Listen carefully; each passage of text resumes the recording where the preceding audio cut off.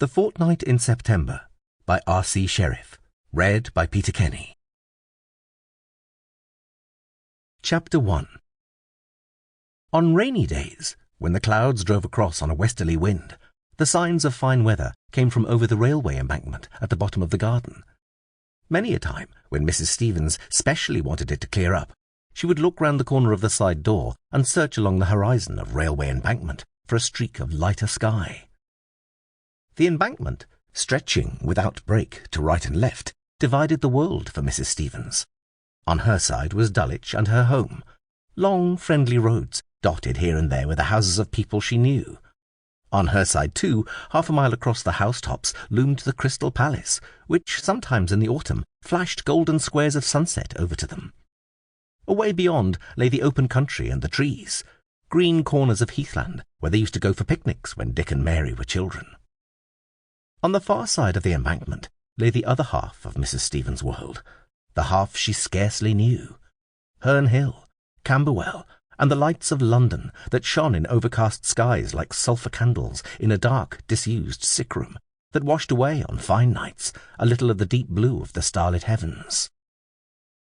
At the end of Corunna Road, an asphalt footpath dived under the embankment and emerged the other side. But Mrs. Stevens seldom penetrated far into this other part of the world.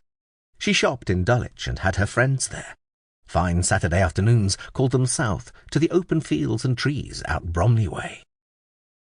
Although she had lived at 22 Corunna Road for all her 20 married years, Mrs. Stevens had little idea of what lay directly opposite the end of their garden beyond the embankment.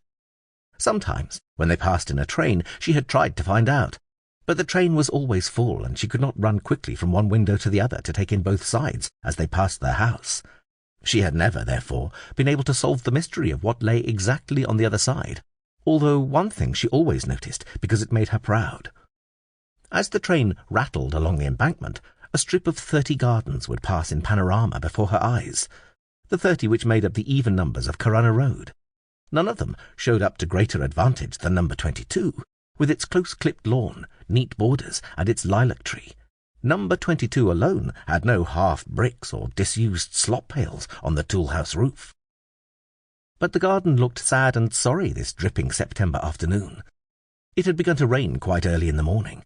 It was spotting when she came out of the butcher's soon after 11, and now, at 5 o'clock, a silent, listless rain was filling the hollows of the paths.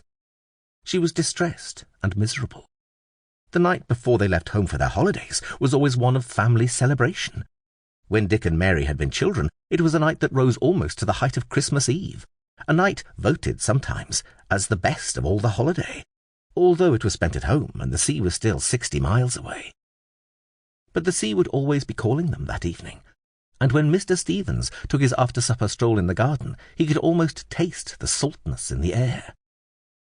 It was a habit of Mr. Stevens to linger in the garden longer than usual on that night before they went away. The office was behind him. He had slammed the lid of his desk for 15 splendid days, and he liked to feel the holiday had begun that evening. On the little lawn outside, in the dusk, he would open his chest and breathe the air. Then he would go to his bedroom and lay out the clothes he would wear at the sea, his grey flannel trousers, tweed sports jacket, stout brown boots and soft tweed cap. But he would seldom wear the cap. For a whole fortnight his thin brown hair would blow in the sunlight and the breeze. Again Mrs. Stevens peered out. If only the rain would stop. The whole holiday would be damped if they were cheated out of this first evening, sweet because it was stolen, because it was not officially a part of the holiday at all. A special supper always marked the evening too. This year it was boiled beef, because it made good sandwiches for the train journey, and was easy to wash up, giving more leisure for the final packing afterwards. Then there were apple dumplings, Mr. Stevens' favourite sweet. It was past 5 o'clock.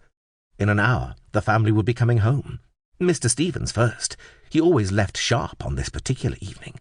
Then Dick, and then Mary. By 7 they would all be home. Supposing it rained like this for the whole fortnight? It had once, years ago.